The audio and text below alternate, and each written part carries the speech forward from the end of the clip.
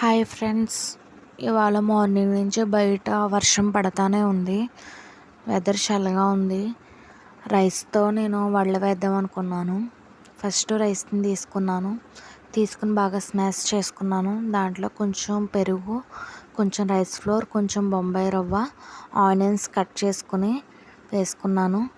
కొంచెం కరివేపాకు, కొంచెం జీరా, తగినంత సాల్ట్ వేసుకుని బాగా కలుపుకొని అవి వడల షేప్లో చేసుకుని ఆయిల్లో డీప్ ఫ్రై చేసుకున్నాను. దీనికి ఎక్కువ ఆయిల్ కూడా పట్టదు ఫ్రెండ్స్, కొంచెం ఆయిల్ అయితే సరిపోతుంది, ఎక్కువ అవసరం లేదు.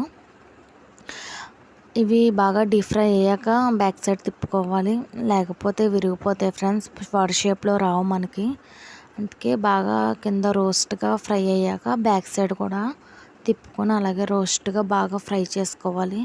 అప్పుడే ఇవి వడ షేప్లో వచ్చి క్రిస్పీగా బాగుంటాయి. అందువల్ల వాటిని బాగా ఫ్రై చేసుకొని ఒక బౌల్లో తీసుకోవాలి.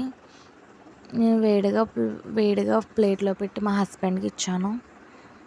ఆయన అయితే టేస్ట్ చూసి బాగున్నాయని చెప్పారు. మీరు కూడా నచ్చితే ట్రై చేయండి ఫ్రెండ్స్. Thank you.